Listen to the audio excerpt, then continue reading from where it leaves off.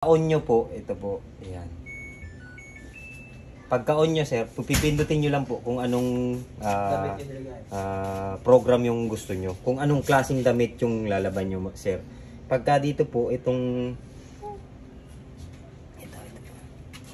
Ayan, 1, 2. Ayan po, may numbering naman siya, sir. 3. Ayan po, 3, 4, 5, 6, 7, 8. Ayan po.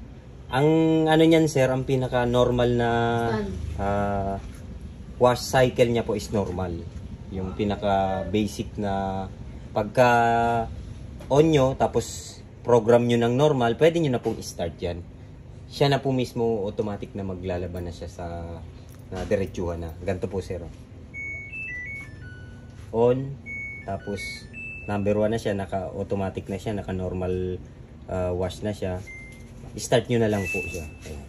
Tapos yan, mapapansin nyo, sir, ito po, tatlong ilaw siya. Ibig sabihin, ayun yung gagawin niya. Sa loob ng nasa mahigit 40 minutes, sir. 40 to 48 minutes. Depende po sa lakas ng tubig, ng pressure ng tubig. Pero malakas naman yata yung pressure ng tubig nyo dito, sir. Opo. Yan, ganyan lang, sir. Tapos, ayaan nyo na po. Antayin nyo na lang matapos. Tapos, panibago na naman na karga. Opo. Ano tong delicates tapos eco? Ayan yung ano, sir, uri ng klase ng damit. Opo. Tapos, ayan, lilipat nyo lang, sir, ganito po. On, tapos program. Ayan, 2, 3. Ayan, delicates yung mga pang baby na damit, yung mga maninipis lang na damit. Tapos bedding, yan po yung mga ano na yan, sir. Towel, kumot. Yan. Opo. Tapos i-start nyo lang, sir, kung yung anong iba. Yung super clean, sir, yung super clean na yan, yan yung pangmaong, mga basahan, mga medyo matitigas na tela. Opo. Tapos normal yan, kagaya ng mga t-shirt natin, sir, yan. Okay na po yan. Yung tab clean, sir, once a month, pwede nyong i-ano yan. Once a month? Oo, once a month, sir. Ang gagawin niya kasi, sir, lilinisin niya yung pinaka-tab niya. Ngayon, ang purpose nito, sir, ang gagamitin nyo lang, tubig lang. Wala po kayong ibang ilalagay. Tubig lang, bubuksan nyo lang yung tubig, tapos isiset nyo po sa tab clean, papalabasin nyo yung number 8, tapos i-start nyo po. Tapos pwede rin naman to, sir, na wash, ano lang po, spin lang, rinse lang, rinse spin, wash, rinse, saka rinse spin, spin. Okay. Opo, ganito lang yun, sir. Saan naglalagay ng sabon? Dito po. Manual pa rin ba yun? Opo. O may lalagyan? Ito, sir, detergent.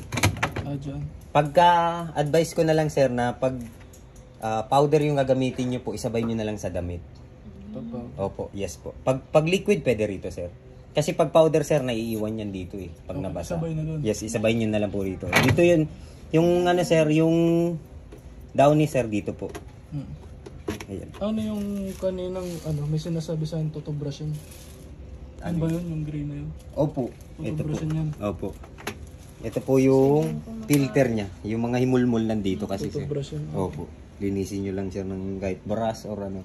May mga himulmol kasi dyan, sir, pumapasok eh. May tanong pa kayo?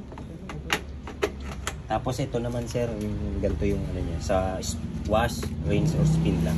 Yung sabon tsaka downy, pwede pagsabayan na ilagay o pagkatapos? Pwede po. Basta yung downy, sir, dito nyo ilalagay lagi. Kasi sa tab papasok yan, sir, Okay, dito. okay. Pagka banlaw kasi, sir, dun lang lalabas yung downy niyan. Okay. Pag wash kasi, sir, dito lalabas yung tubig. Pag rinse na, banlaw, dito na yan, ma'am.